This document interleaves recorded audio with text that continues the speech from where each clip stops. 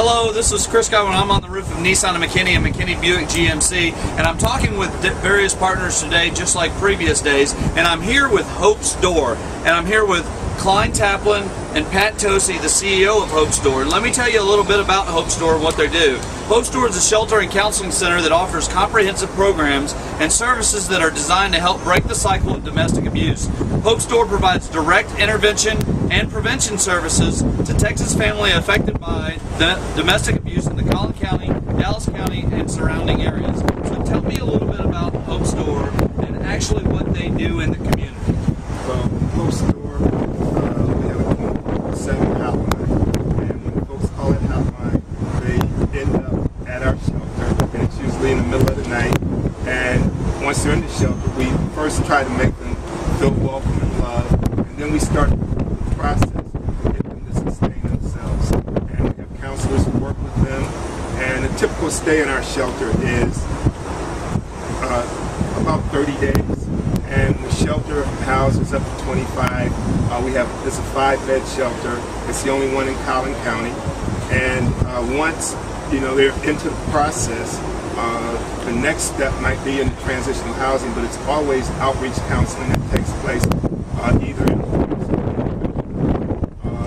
we have the transitional housing where once they move out of the shelter, we help them get established in their own facility, in their own housing. And we also have some other programs that are involved. Project Hope, which is a program for folks who want to drop domestic violence charges against their partner. And we have a battery intervention program. And we work with the abuser to try to stop the cycle of domestic violence. Well, one of the things, and I'm going to ask you a question here, we were talking earlier, I know that you're a male, and what seems is a misconception that most abuse, and I'm sure it does, is a male to female type abuse. What are some of the other misconceptions, and why, as a male, are you so deeply involved in this program? Well, I'll answer the last part of your question first. I got involved because of children. 3 kids die every day because of domestic violence. And 3 kids die every day because of domestic violence. And I wanted to do something to help children, and that's what prompted me to get involved. And some of the other misconceptions are like who are abusers. It's all over the board. I mean, anybody that you know could be an abuser. Everybody that I know could be an abuser. Well, it seems to me it's not about color, it's not about age necessarily, although I'm sure there's some age ranges, but it's more about anger. It's more about getting tied up in the moment, maybe having domestic abuse occur, and then it continues to occur because it becomes accepted in a relationship or otherwise. And then if it's maybe a family with children, it just progresses. Is that what you see? That's exactly what we see. It has a lot to do with anger and control. And that's what it's really all about. It's, people ask a lot of times, well, is there something that you can do to stop it? Can't they just stop?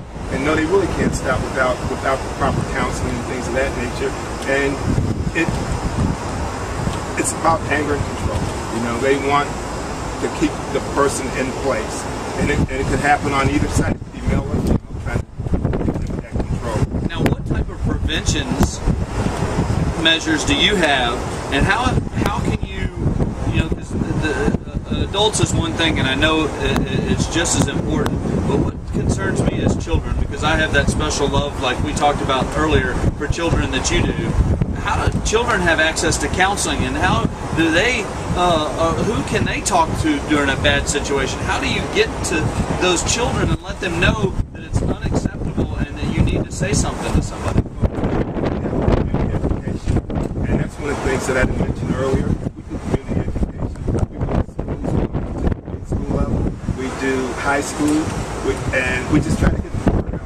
The heightened awareness about domestic violence and more abuse, and just work with all churches, schools, civic organizations, just trying to get the word out.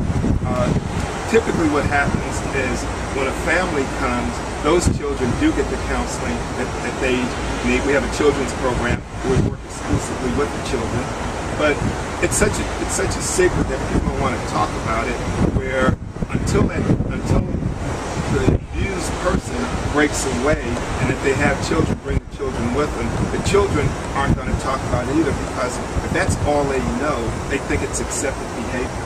And they know that mommy and daddy love each other, but they yell and scream and fight all the time.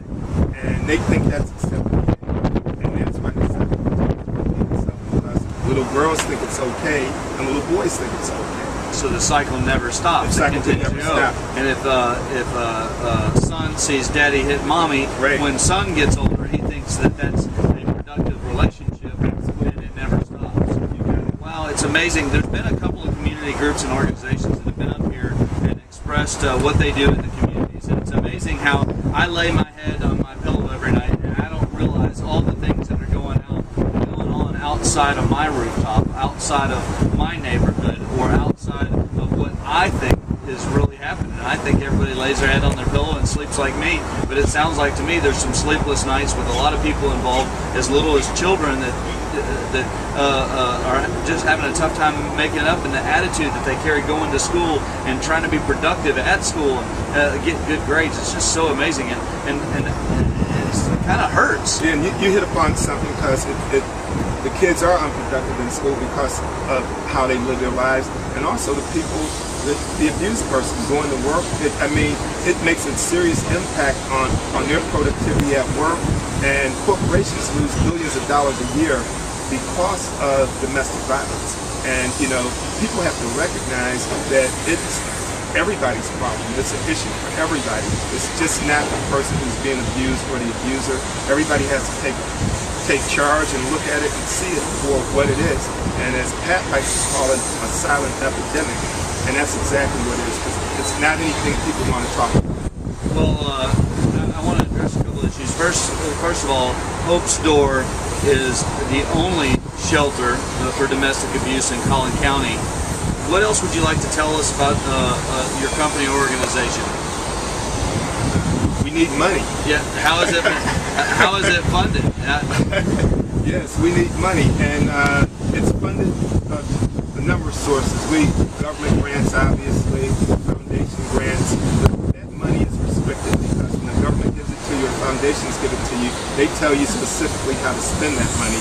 And what we need is unrestricted money, and that's what my job is, to go out and solicit unrestricted dollars from individuals, from corporations, wherever I can find it. Now, how much of every dollar goes directly to the domestic abuse program?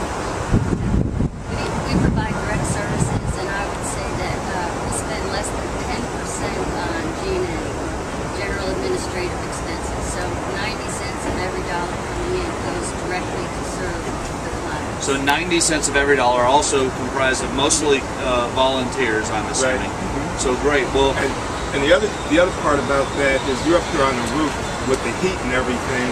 We're indoors. Our air conditioning doesn't work. That just goes to show that we would rather spend our money on our clients than to be comfortable ourselves. Yeah. Wow. And that's what we would need unrestricted funds for these unplanned operational issues to keep running. And that just goes to show you as well, people hear unrestricted funds and they think it's charitable play money, that that the people at the top can do whatever they want. And that's why we're up here today, is we are bringing those organizations within the community that actually have that badge of honor, that they are doing the right things with the monies that are donated to them. And y'all are doing great things. Again, I'm here with Hope's Door. This is Clyde Taplin and Pat Tosi, the CEO. You can get a hold of them to donate at www.hopesdoorinc.org. And trying to, we always think about the instances where there's large media attention in the community, but we don't think about what's going on right here in our community and how we can help and become better for each other. What's a phone number also that they can get a hold of you? 972-422-2911. That's 972-422-2911 or www.hopesdoorinc.org. My name is Chris Godwin. I'm on the roof of Nissan and McKinney Buick GMC in a challenge to sell 150 cars and bring awareness to heat-related issues and different organizations and businesses in our community. Make sure that you go onto the website www.getchrisdown.com or onto our Facebook page at Nissan and McKinney. We look forward to seeing you. Everybody wave. All right.